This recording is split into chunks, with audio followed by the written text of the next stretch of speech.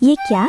एक छोटी सी बालिका भगवान से रूठ गई, भगवान को डांट रही है और भगवान सच में उसके हाथ का खिचड़ा खाने आ रहे हैं। आखिर कौन थी ये बालिका? जानने के लिए सुनिए ये अद्भुत कथा। राजस्थान के पावन धरती नागौर जिले का एक छोटा सा गांव कालवा, वहीं एक साधारण से घर में जन्म हुआ एक ऐसी बालिका का जिसका नाम था कर्मा। लेकिन ये कोई साधारण जन्म नहीं था। उसके माता पिता ने भगवान से वर्षों तक प्रार्थना की थी, तब जाकर उन्हें ये पुत्री प्राप्त हुई थी। और जन्म से ही उस बालिका के चेहरे पर एक अलग ही तेज था, एक अलग ही शांति, जैसे कोई साधारण आत्मा नहीं बल्कि भगवान के चरणों से आई हुई कोई विशेष आत्मा हो। उसके पिता जीवन राम स्वयं भगवान श्री कृष्ण के अनन्य भक्त थे। उन्होंने अपने घर में ही मदन मोहन का मंदिर बना रखा था और उनके घर का एक अटूट नियम था, जब तक भगवान को भोग न लगे तब तक कोई अन्न ग्रहण नहीं करेगा। पहले ठाकुर जी खाएंगे, फिर ही घर में कोई खाएगा। छोटी सी कर्मा रोज ये सब देखती, अपने पिता को पूजा करते देखती, प्रेम से भोग लगाते देखती, और बस यही देखते देखते उसके अंदर भी वही प्रेम,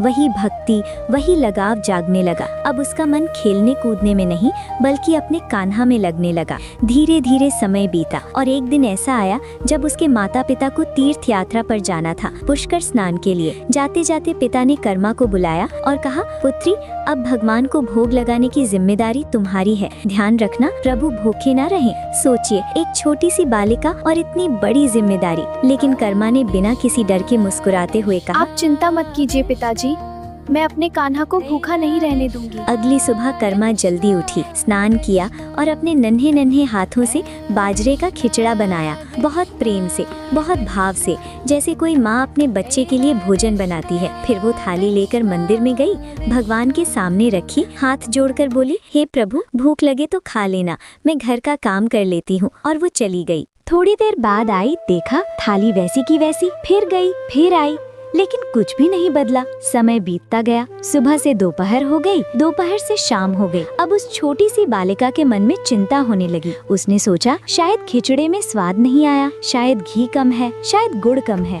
वो दौड़ कर गई और खिचड़े में और घी डाला और गुड़ डाला, फिर बैठ गई भगवान के सामने। लेकिन फिर भी भगवान ने भोग ग्रहण नहीं किया। अब वो परेशान हो गई, आँखों में आंसू आ गए और बोली, हे भगवान, माँ बापू जब भोग लगाते हैं तब तो आप खा लेते हैं, फिर आज क्यों नहीं खा रहे? आप खुद भी भूखे बैठे हैं और मुझे भी भूखा रखा है। सोचिए, एक छोटी सी बच्ची अपने भगवान से शिकायत कर रही है, रूठ रही है, और उसी समय मंदिर में रखी काठ की मूर्ति से आवाज आती है, कर्मा, तुमने पट बंद ही नहीं किया तो मैं भोग कैसे ग्रहण करूं? कर्मा चौंक जाती है, जल्दी से उठती है और मंदिर का पट बंद कर देती है। कुछ देर बाद जब वो पट खोलती है तो देखती है थाली पूरी खाली, एक दाना भी नहीं बचा। अब उसके चेहरे पर मुस्कान आ जाती है और वो भोलेपन से कहती है, भगवान जी, इतनी सी बात थी तो पहले बता देते, खुद भी भूखे रहे और मुझे भी भूखा रखा। उस दिन के बाद ये रोज का नियम बन गया। कर्मा खिचड़ा बनाती और भगवान स्वयं आकर उसे खाते। अब कर्मा को चिंता होने लगी, कहीं मेरे प्रभु को जल्दी भूख लगती हो, इसलिए उसने नियम बदल दिया। अब वो सबसे पहले उठती, सबसे पहले खिचड़ा बनाती और पहले भगवान को खिलाती, फिर अपने सारे काम करती। उसका हर दिन, हर पल बस अपने कान्हा के लिए था। कुछ समय बाद उसके माता पिता तीर्थ से लौटे। आते ही पिता ने पूछा, पुत्री, कहीं भगवान को भूखा तो नहीं रखा?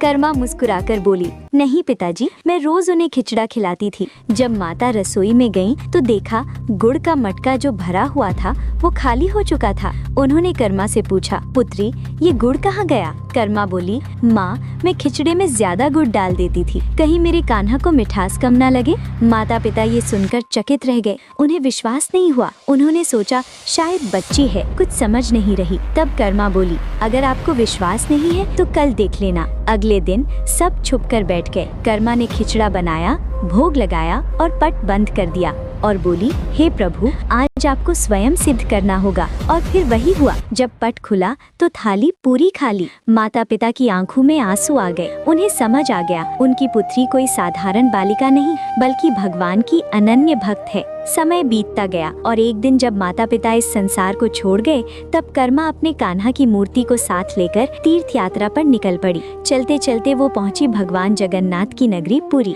वहाँ भी उसका वही नियम, रोज खिचड़ा बनाना और भगवान को खिलाना। एक दिन जब वो खिचड़ा बना रही थी तभी एक छोटा सा बालक आया। माता, बहुत अच्छी खुशबू आ रही है, क्या मुझे भी खिचड़ा मिलेगा?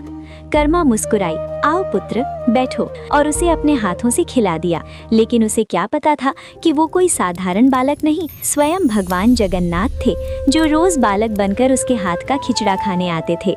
एक दिन एक साधु ने आकर कहा, हे देवी, बिना स्नान किए भगवान को भोग मत लगाओ। कर्मा ने उनकी बात मान ली। अब वो पहले स्नान करती फिर भोग बनाती, लेकिन इसमें देर हो जाती और वही बालक रोज आकर कहता, माता भूख लगी है, और कर्मा कहती, थोड़ी देर रुक जाओ। उसे क्या पता कि उसका कान्हा उसका इंतजार कर रहा है। इधर मंदिर में पुजारी देखते हैं भगवान के मुख पर खिचड़ा लगा हुआ है। उन्हें आश्चर्य होता है। रात में भगवान स्वप्न में आकर कहते हैं, मैं अपनी भक्त कर्मा बाई के यहाँ खिचड़ा खाने जाता हूँ। लेकिन अब वो देर कर देती है। फिर साधु को अपनी गलती का एहसास होता है। वो कर्मा के पास जाकर कहते हैं, हे देवी, आप जैसे पहले भोग लगाती थी वैसे ही लगाइए। आपकी भक्ति सच्ची है। और फिर सब पहले जैसा हो जाता है। लेकिन समय कभी रुकता नहीं। एक दिन मंदिर में देखा गया, भगवान की आंखों से आंसू बह रहे हैं और वो भोग ग्रहण नहीं कर रहे। राजा चिंतित हो जाते हैं। रात में भगवान स्वप्न में कहते हैं, मेरी प्रिय भक्त कर्माबाई आज इस संसार को छोड़कर मुझ में लीन हो गई। अब मुझे माँ की तरह प्रेम से खिचड़ा खिलाने वाला कौन है? ये सुनकर राजा कहते हैं, प्रभु, आज से प्रतिदिन आपके भोग में कर्माबाई का खिचड़ा चढ़ेगा। और तब से आज तक भगवान जगन्नाथ के भोग में कर्माबाई का खिचड़ा चढ़ाया जाता है। ये थी उस बालिका की कथा जिसने भगवान को नियमों से नहीं, प्रेम से बांध लिया, जिसने भगवान को पूजा से नहीं, अपने स्नेह से अपना बना लिया। क्योंकि जहाँ सच्ची भक्ति होती है, वहाँ भगवान को आने में देर नहीं लगती।